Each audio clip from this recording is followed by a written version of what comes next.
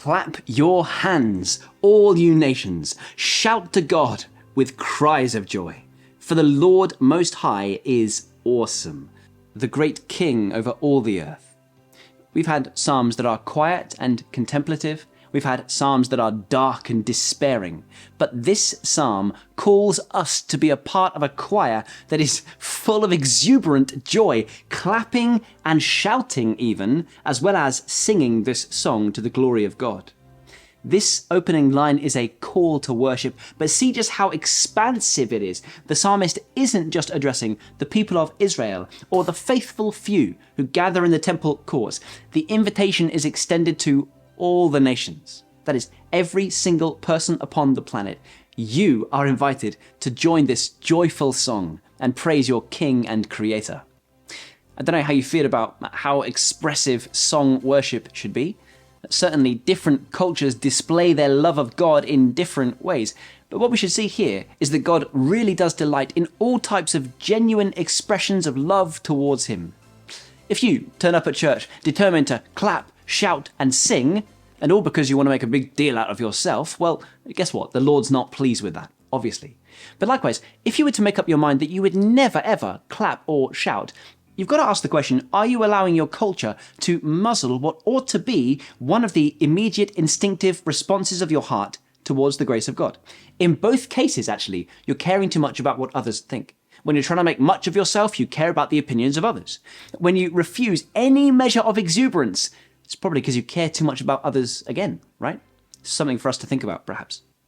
In verses 3-4, we are reminded of God's past victories. He subdued nations under us, peoples under our feet. He chose our inheritance for us, the pride of Jacob, whom he loved. These verses remember God's acts in history, particularly in giving Israel a promised land. This land, given to the people of God, was not just the gift of real estate. It was the gift of reliability.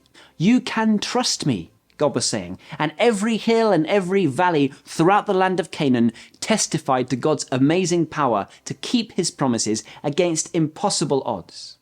And you and I should see the same power and authority of God at work in our world today. When God defeated those nations opposing Israel, he was revealing his utter authority over all earthly powers. The God who can deliver his people from Egypt, who can part the Red Sea and see them safely through, who can crush the Canaanites and establish his people in the promised land, was clearly no little local deity with limited power or influence. No, he is the Lord God Almighty. He is the same God that we serve. In verse 5, we read that God has ascended amid shouts of joy. The Lord amid the sounding of trumpets. Sing praises to God. Sing praises. Sing praises to our King. Sing praises. For God is the King of all the earth. Sing to him a psalm of praise. The repetition in these verses is striking, isn't it? Sing praise appears 5 times in 3 verses. Clearly, God really delights in the singing of his people. And that is the right and appropriate expression of our joy. And finally, we read, God reigns over the nations. God is seated on his holy throne. The nobles of the nations assemble as the people of the God of Abraham. For the kings of the earth belong to God. He is greatly exalted. These verses lift our gaze even higher than before. We move from thinking about how we worship, appropriate clapping, shouting, and especially singing, to why we worship. Because God reigns, and not just over Israel, and not just over the church, but over the nations. He is completely in control. It's not as though he rules only where we submit to him, but he rules over all. That's the point. And that's the picture being painted here. A true sovereign, absolutely in charge. This is a throne that is not up for re-election every 4 or so years.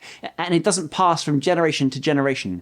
This king sits on this throne for all eternity. Why? Because this king and this kingdom, they are different.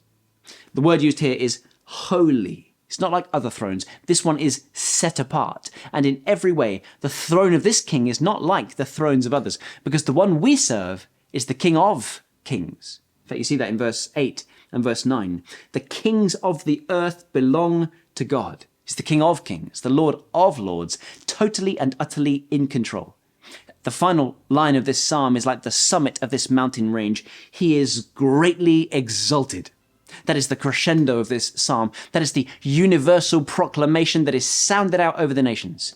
Our God reigns. He is greatly exalted, not just moderately praised or passively acknowledged, but greatly exalted. This picture is one of global, thunderous, jubilant, undivided, totally devoted praise to the one true King. And you and I should let that vision of the enthroned King of Kings shape not just our Sundays and how we choose to express the joy that is in our heart, but every single day. We don't follow a defeated figurehead of a religion. We follow the risen King who ascended into heaven and rules and reigns right now, enthroned over all things. And one day, this whole world will see it, and they will bow before him in awe.